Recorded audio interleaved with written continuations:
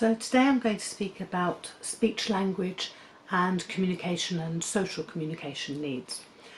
I chose to talk about this partly because at the moment I'm delivering a series of lectures on this for a module that I'm lecturing on the special needs programme. So the reason I'm thinking about it is because in preparing for the lectures and delivering the lectures, it's reminded me of just how many other aspects of special needs are affected by issues with social language, speech language, social communication needs. One of the things that can happen is when somebody has speech language and communication needs, it can impact on their behaviour. This can be for different reasons. It could just be the simple frustration of just not getting your point across and not understanding what's going on, and it's just sort of like the frustration just gets to you and then you might lash out. There might be actual that sort of behaviour, or the behaviour issues could be misunderstandings. So young children playing a game of it, they know that the game stopped, but the child who's slower in processing this information might not realise the game's over and tags someone and then gets told off for hitting them. So for various reasons it can have a strong and lasting impact on the child's behaviour and the behaviour of those around the child as they see the behaviour as slightly different of the child who's got these needs. So behaviour is one area that can be seriously affected, and now with the special needs codes of practice, rather than looking at behaviour as an area of need, that comes under sort of emotional and mental health issues and things like that. So there's an understanding that when there's poor behaviour in a child, usually there's an underlying reason for that. And so speech language and social communication needs are quite often the underlying reason, one of the underlying reasons for it. Another thing it affects is word retrieval, and I've spoken about that before. As somebody who has dyslexia, word retrieval is often an issue for me, and it could be that you need a prompt. So you sort of go, and you're not really stuttering or stammering or anything like that. You're just buying time to think of the right word, and sometimes the wrong word comes up, but it's a word that's similar in meaning. So you might say, I need the sieve, and when you mean the colander. So you've found one in the same family but not quite the right word. Or you might go into an explanation. You might say, I need something for straining the vegetables, because you can't find the word colander, so you use an explanation instead. So it can be about finding the right word. I get picked up by one of my sons on this quite often, because I'll say a word which is close in meaning to what I mean to say, and my son, who is very exacting with language and very good at this, and he will say, oh, so you're saying such and such, and I'm thinking, no, I'm not saying that. And it will be because I've actually come up with a close word but not an exact word, and that's actually given a slightly different meaning to what I'm trying to say. It can also be the sort of malapropism where I've spoken before about saying park instead of car park, which I always say very slowly to get correct. So a lot of these, and it can also be about having made an association with the word but hung it on the wrong peg. So for example, when one of our children was little, we used to go into Camberley, and there was a level crossing, and as we got there, the level crossing was right at the station, and if the barriers were down, I'd go, oh look, we're at the station, the train's coming in, and I assumed the meaning that I had attached. We're at the station, we are. But what my son was seeing were the barriers either going down or coming up. So he was fixing the word station to the object of barriers. So we went into a car park and he said, oh look, station. I'm thinking, it's not a station, it's a car park. And eventually I clocked that he was looking at the barrier, and I had to explain, oh no, that's called barrier. Now in normal speech and language and communication development, that misunderstanding can simply be remedied.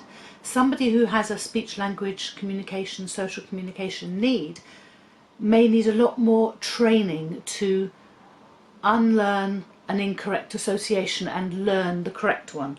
So it can be about association. The thing I said about car park, you know, a lot of children say things like biscotti, where it's what we call phonological. They're getting the sound slightly wrong. They're either mishearing them or putting them in the wrong order. Again, this is something which, if as parents, when a child says, oh, can I have biscotti, instead of repeating it and thinking, oh, that's cute, let's go for, we'll call it biscotti in this house. If you've got to go, yes, of course you can have spaghetti, that child will learn the word spaghetti. However, if the child has a natural speech language communication need, an area of difficulty there, they will need a lot more coaching and teaching of that. Another thing is, in normal development, you get things like children will say, oh, she teached me about that instead of she taught. And what's happening is the child has learned, sort of as part of their natural development of language acquisition, the regular past form of adding the ed, the d, t, id sound to the end of a word. And so they'll say, oh, she teached me that today, thinking they're being very good because they've picked it up. And then it's about saying, oh, so she taught you what? What did she teach you? She taught you to do this, did she? And we reinforce the correct version, and gradually the child with normal development will pick up these irregular past tenses, or these irregular aspects of language, whatever they are. If a child has a need, these are going to need much more targeted teaching. So another thing is the pragmatics of it, so how we use language in a social context. Now, one of the things we do a lot in English is we use idioms. So we might say, oh, that's written all over your face. So a child who's got difficulties with the non-literal, the inferred meaning of language, would be sort of really quite panicky. What's written on my face? Have I got writing on my face? Where's the writing? So, you know, they've taken it literally and can't work out the implied meaning or the known meaning. And also, again, children in their normal development will pick up these idioms and be confused by them, but they'll soon learn the social context and pick it up and start to use them themselves. A child with a difficulty in this area will need a lot of support teaching idioms, idiomatic language. Some of these traits, so that for those traits, they're very typical in a child with autism, quite often with attachment issues. Now, the autism is not a speech language communication need, but there can be overlap. So we need to pick out what is the main area of need, what is a secondary area of need, and we need to address the needs. Let's be honest about it, the needs need addressing. So with somebody who's got this pragmatic issue, if we turn around and say, there's some paper under your desk, the child is likely to look and go, yes, there is. They're not going to make that immediate connection, oh, you want me to pick up the paper and put it in the bin or put it back on my desk or whatever, because they're just hearing a statement of fact. It was one I was told yesterday by one of my students who said the teacher told the child, you're writing on your pencil case. And the child is thinking, yes, I am. Well done, good observation. You know, no concept that they're being told off. And then when the teacher then gets more cross, you haven't stopped writing on your pencil case. Well, no, nobody told me to stop writing on my pencil case. So speech, language and communication and social communication needs are huge. The aspects of it, the word retrieval can affect dyslexics, it can affect dyspraxics, it can affect people with ADHD, it can affect people with on the autistic spectrum. So all these things, you know, different aspects of speech language communication need can affect people with other learning difficulties. So the more we can learn about speech language and communication needs, the better.